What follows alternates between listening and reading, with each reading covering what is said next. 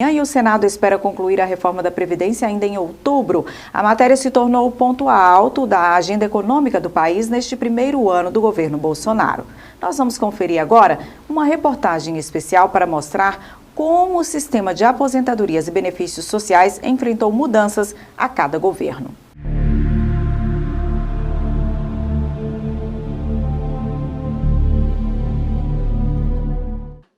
Vida nova para a Dona Maria. Depois de mais de 40 anos dedicados à enfermagem, hoje cuida dela mesma.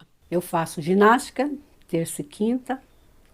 Aos sábados, ensaio de coral e viajo para a praia. Fico 15, 20 dias na praia caminhando. Caminho de manhã, vou ver os pescadores, entendeu?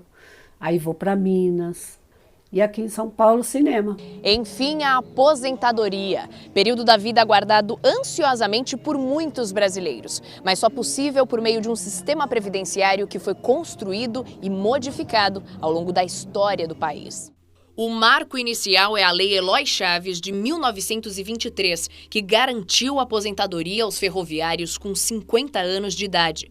As empresas foram obrigadas a criar as CAPs, Caixas de Aposentadorias e Pensões. E essa iniciativa, ela foi tão inteligente, eu estou falando de 1923, que ela já previa 3 coisas fundamentais, que era, primeiro, uma idade mínima, que era 50 anos de idade na época. Segundo, o regime era um regime de capitalização e ela era contributiva. O que significa contributiva? Significa que só teria direito àquela aposentadoria ou àquela pensão quem contribuísse para o sistema. Durante a era Vargas, o sistema CAPS foi substituído pelos Institutos de Aposentadorias e Pensões, administrados por categorias como a dos bancários e a dos comerciários. O regime militar incluiu os trabalhadores rurais e criou o Instituto Nacional de Previdência Social, INPS, embrião do atual INSS. A Previdência, como conhecemos hoje, foi estabelecida na Constituição de 1988, com a criação da Seguridade Social. É importante pensar que a Previdência vem dentro de um regime de seguridade, de proteção dos direitos universais da pessoa. Pensar que todo mundo, independente de pobre, tem direito à saúde, à assistência e a uma previdência para garantir uma velhice, uma idade mais avançada com alguma condição. Hoje, este sistema paga 35 milhões de benefícios entre aposentados e pensionistas. São 51 milhões de trabalhadores na ativa que contribuem. E essa relação deve ficar ainda mais estreita com o envelhecimento da população. Até 2060, 1 em cada 4 brasileiros estará na idade de se aposentar. Os governos brasileiros não prestaram atenção nessas mudanças demográficas, E a pirâmide mudou completamente. E a surpresa com relação a isso, porque é um fenômeno mundial o envelhecimento, mas no Brasil o que surpreende é a velocidade com a qual a população está envelhecendo.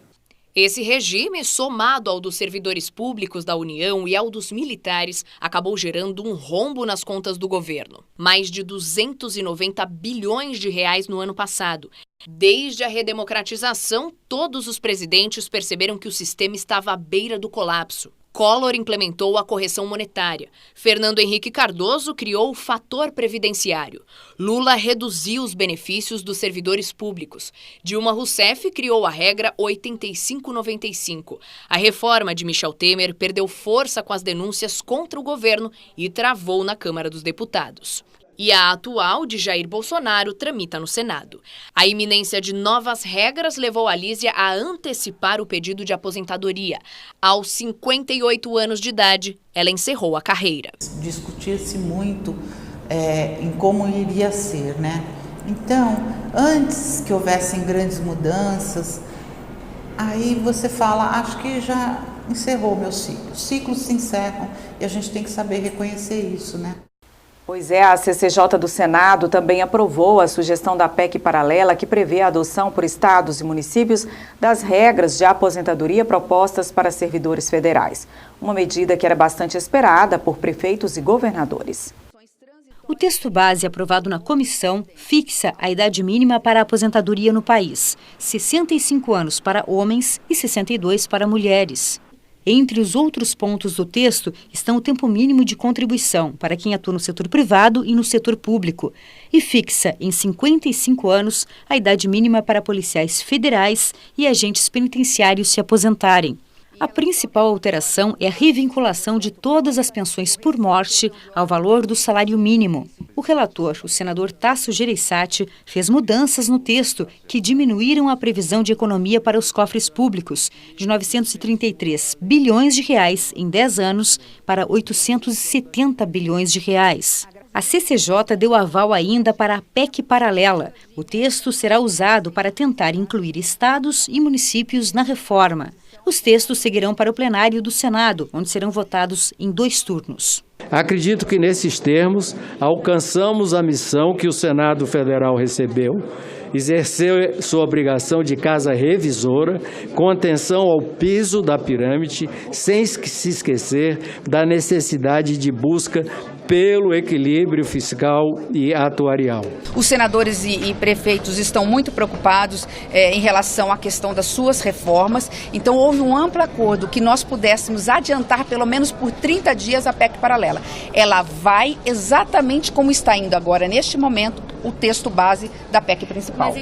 Dados do IBGE mostram que mais de 1 milhão de jovens brasileiros entre 15 e 17 anos estão fora da escola. Uma estimativa do Instituto Ayrton Senna sugere que essa evasão escolar faça o Brasil desperdiçar 35 bilhões de reais por ano. Robson tem 22 anos e até tentou, mas não conseguiu conciliar trabalho e estudo. Abandonou o ensino fundamental no 6º ano. Você fala assim, depois eu volto, vai passando 1 ano, 2, aí vem namorada, vem família, aí não volta mais, né? No Brasil, Robson não é exceção. Dados do IBGE mostram que no ano passado, 11% dos jovens entre 15 e 17 anos estavam fora da escola. Um número equivalente a quase toda a população da cidade de Maceió, capital de Alagoas. Um levantamento feito pela INEP traz um resultado preliminar pouco animador. A pesquisa acompanhou a trajetória escolar de alunos entre 2010 e 2016. Na teoria, os estudantes iriam do 6º ano do ensino fundamental até o último ano do ensino médio. Na prática, pouco mais da metade chegou lá. 3 em cada 10 estudantes estavam atrasados pelo menos 1 ano e 16% abandonaram a escola. Na comparação entre os sexos, mais meninas concluíram o ensino médio dentro do prazo do que os meninos. Geralmente, a evasão, ela não acontece só por uma causa. Você tem um conjunto de causas. Tem conjuntos de causas que são externas.